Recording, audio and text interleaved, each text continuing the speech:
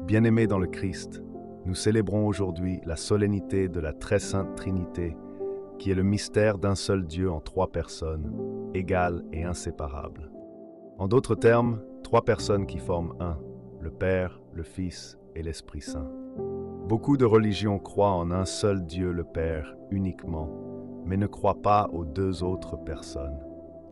Mais le christianisme, disons la plupart des églises qu'il contient, notamment l'Église catholique, reconnaît le Fils et l'Esprit Saint comme les deux autres personnes de cette unique divinité. Ainsi, nous avons trois personnes en un seul Dieu. L'Église s'appuie sur les Écritures pour enseigner cette vérité. Dès le début du récit de la Genèse, on perçoit des indices des trois personnes. Par exemple, lorsque Dieu déclare « Faisons l'homme à notre image » Genèse chapitre 1, verset 26, l'utilisation du pluriel laisse entendre la présence des trois au moment de la création. De même, la mention de l'Esprit de Dieu, Genèse chapitre 1, verset 2, suggère une distinction entre le Créateur et son Esprit.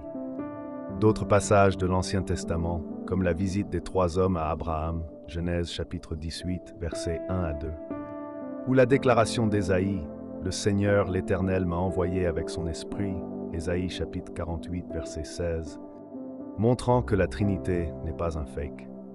C'est dans le Nouveau Testament que la révélation de la Trinité devient plus explicite. Lors du baptême de Jésus, les trois personnes divines sont clairement manifestées. Le Père fait entendre sa voix, le Fils est baptisé et l'Esprit Saint descend sous la forme d'une colombe. Matthieu chapitre 3, versets 16 à 17. Jésus lui-même enseigne la distinction et l'unité des trois personnes divines, comme lorsqu'il commande de baptiser au nom du Père, du Fils et du Saint-Esprit. Matthieu chapitre 28, verset 19. Si les trois n'existaient pas, il allait dire baptiser au nom du Père uniquement.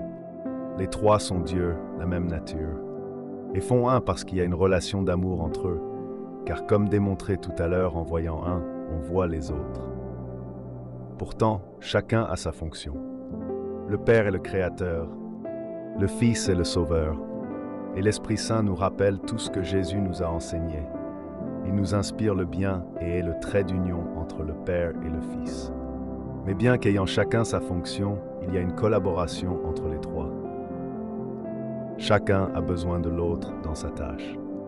Pour créer, le Père a eu besoin de son Fils, le Verbe et son Esprit pour le transmettre à l'homme. Pour sauver, le Père a eu besoin de son Fils, et le Fils a eu besoin de l'Esprit Saint et du Père pour mener à bien sa mission. Pour nous inspirer les paroles de sagesse, l'Esprit a besoin que nous lisions et croyions-en ce que le Père nous a enseigné par le Fils. C'est cette unité qui doit nous inspirer dans nos relations humaines.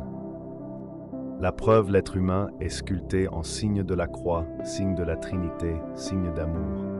Ce n'est pas du hasard.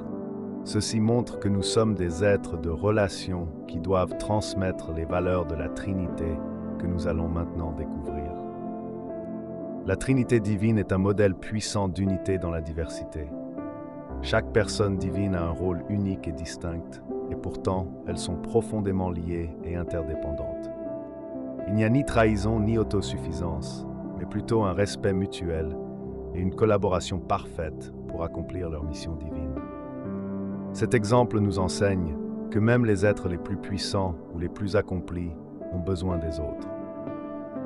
Nos vies sont tissées d'interdépendance, et c'est dans l'acceptation et le respect de cette diversité que nous trouvons la véritable richesse.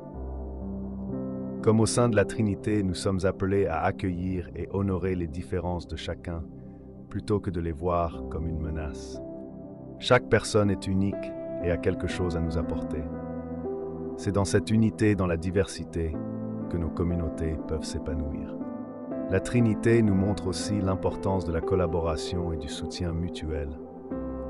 Le Père, le Fils et le Saint-Esprit travaillent ensemble avec une parfaite harmonie. De même, dans nos relations, nous devons nous entraider, nous encourager et nous compléter mutuellement, que ce soit dans nos couples, nos familles ou nos communautés. Enfin, la Trinité nous enseigne la miséricorde et le pardon. Malgré nos différences et nos défauts, nous sommes tous accueillis et aimés. C'est cette grâce divine qui doit inspirer nos propres relations, où chaque personne est vue comme une richesse plutôt que comme un rival à éliminer à tout prix. Comme exercice de la semaine, prenez un moment chaque jour pour réfléchir à la manière dont vous pouvez améliorer vos relations avec les autres. Essayez de pratiquer l'acceptation des différences, le soutien mutuel et le pardon. Notez vos expériences et ce que vous avez appris. Prions Seigneur Dieu, aide-nous à vivre selon le modèle de la très sainte Trinité.